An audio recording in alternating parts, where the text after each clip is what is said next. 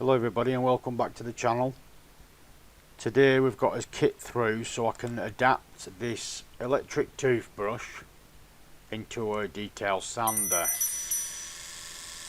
So what I've done so far is I've cut the bristles off of the toothbrush, and then I've got this kit delivered, what's got the velcro on it. All I did is cut the peg, because it has the peg there, it's a threaded peg. I just cut it off with the Dremel because it used to have a screw-on attachment there so it could go into your Dremel, and it's so I can put the round velcro sanding pads onto it, but I didn't want it for the Dremel. I wanted it for the electric toothbrush to become more of a detail sander.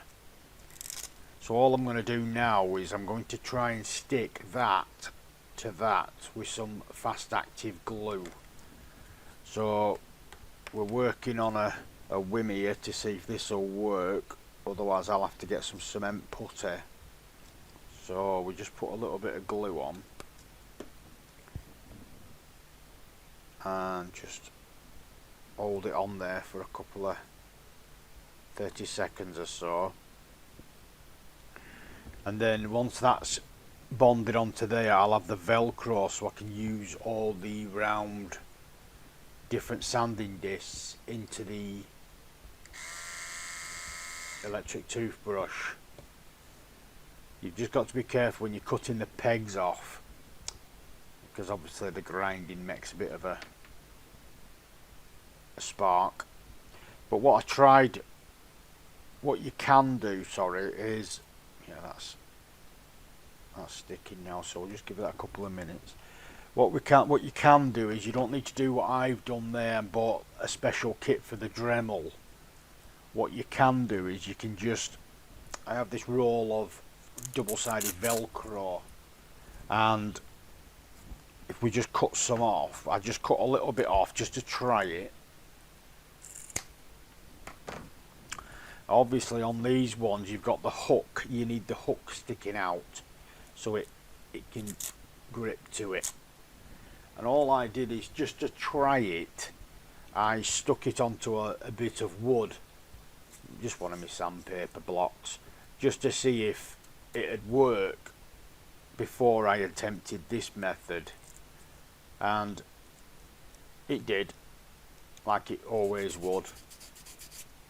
So it's absolutely fine. See, what you could do is you could cut a little bit out of that, put it onto the end of that, glue it on with some fast active. I use the Stronghold glue that I just get in bulk, and you could just stick that onto the end of the electric toothbrush once you've cut the bristles off, and that looks alright now.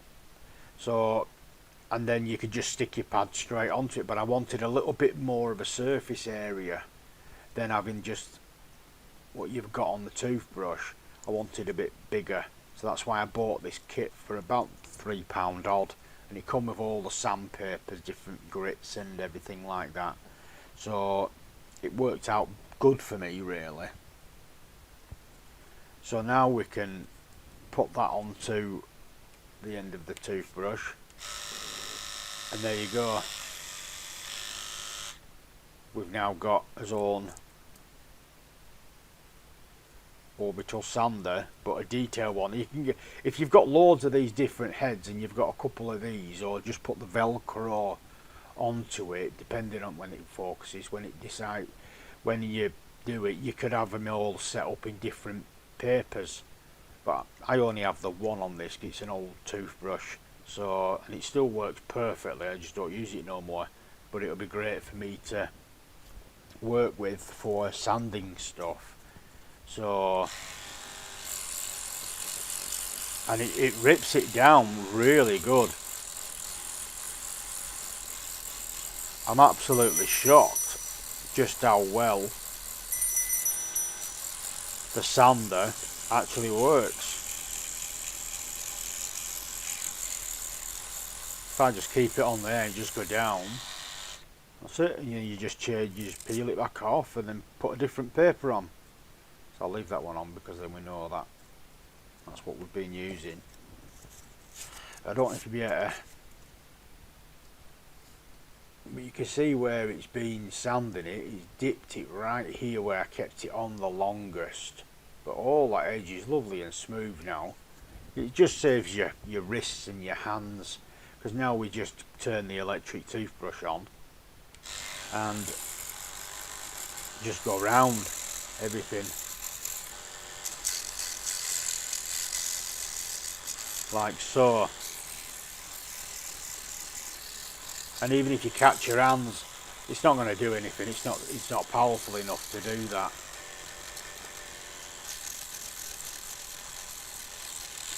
But there you go. It's just a quick hack to an electric toothbrush that you can do just to give you a little bit of a detail sander, instead of trying to put everything on the snake for the Dremel. Sometimes these can be a little bit more vicious and a bit awkward because sanding discs are here. You can put the round ones on, but it don't give you a flat surface. It tends to dip everything, but at least with this we can go straight over everything now, and we've got a nice area. I think that's about 25mm. Just grab my little tape measure, what I like to just keep handy. It's 25mm, so it's 1 inch. So that's a lot better for me now for when I'm actually doing my intricate work and trying to flush things off. So like I said, we can buy these. You can buy these smaller. These can be smaller, so you can have different sizes. But it's easier just to say get a couple of them.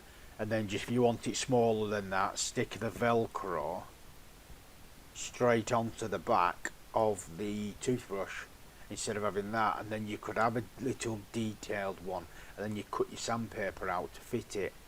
But I just found it easier for me. I've never had a problem with this size. Plus, the more surface area that I've got, the less chance of me it rocking.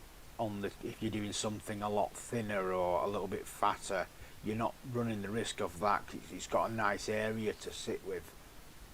So that's everything, that guys. I've just thought I'd show you that little trick, just from an electric toothbrush that you might have at home that you're not even using no more, but yet still works fine. Because they make so many different variations of these things. They're becoming more cheaper and cheaper to buy by the minute.